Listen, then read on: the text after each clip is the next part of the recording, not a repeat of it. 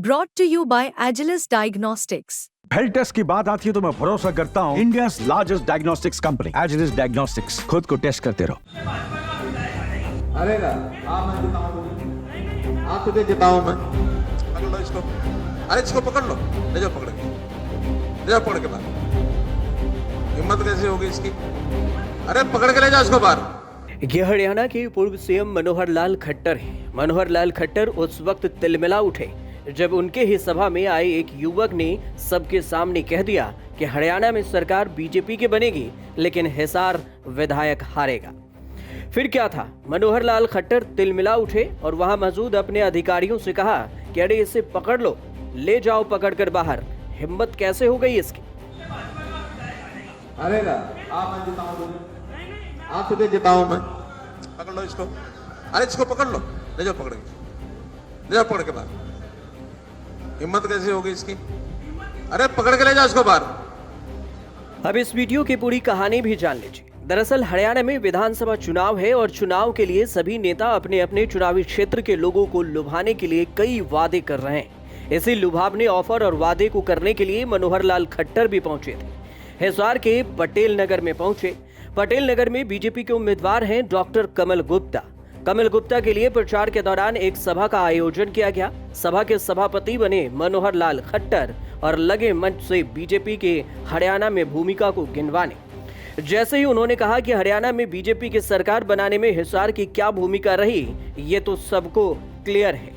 इतने में पटेल नगर के बीजेपी नेता से परेशान युवक से रहा नहीं गया और खट्टर साहब को बीच में ही युवक ने टोक दिया और रोकते हुए कहा कि सरकार तो बीजेपी की बनेगी लेकिन हिसार का कैंडिडेट हारेगा।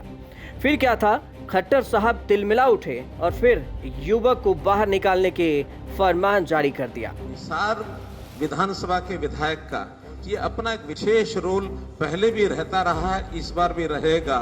ये भी साफ है ना? ये है कि नहीं है साफ?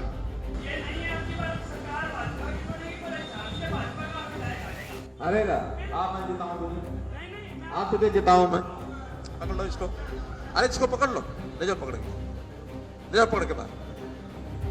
हिम्मत कैसे होगी इसकी? अरे पकड़ के ले जाओ इसको बाहर।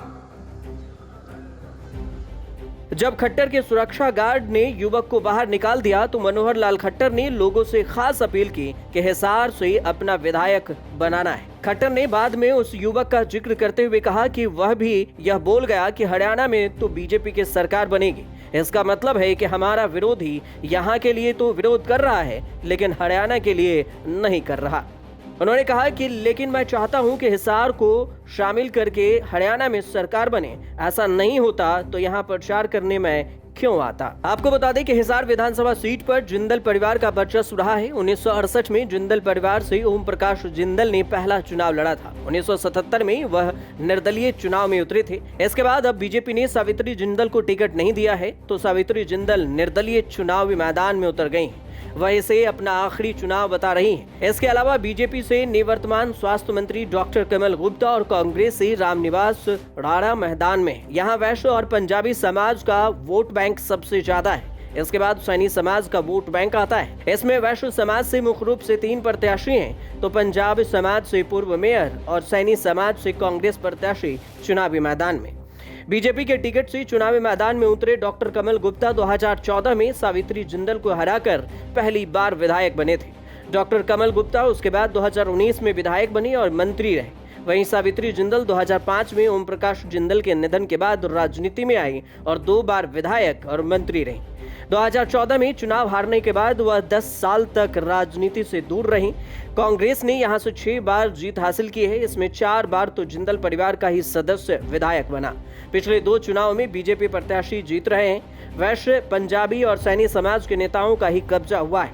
कांग्रेस के टिकट से चुनावी मैदान में आए रामनिवास राणा के सामने उनका समाज ही बड़ी चुनौती बना हुआ है। वहीं बीजेपी से सैनी समाज से मुख्यमंत्री होने के कारण पार्टी ने सेंध लगाई। डॉक्टर कमल गुप्ता के सामने उनकी पार्टी से निर्दलीय खड़े हुए 3 प्रत्याशी चुनौती दे रहे हैं। सावित्री जिंदल सहित तो अन्य नेताओं के आने के बाद वैश्य समाज बट गया है। साथ ही पूर्व राज्यसभा सदस्य सुभाष चंद्रा भी उनसे दूरी बनाए हुए हैं। अब देखना दिलचस्प ये होगा कि 5 अक्टूबर को हरियाणा में विधानसभा चुनाव है और 8 अक्टूबर को परिणाम आएगा। इसके बाद ही पता चलेगा कि आखिर कौन किस पर कितना भारी होता है। ब्यूरो रिपोर्ट, न्यूज़ तक।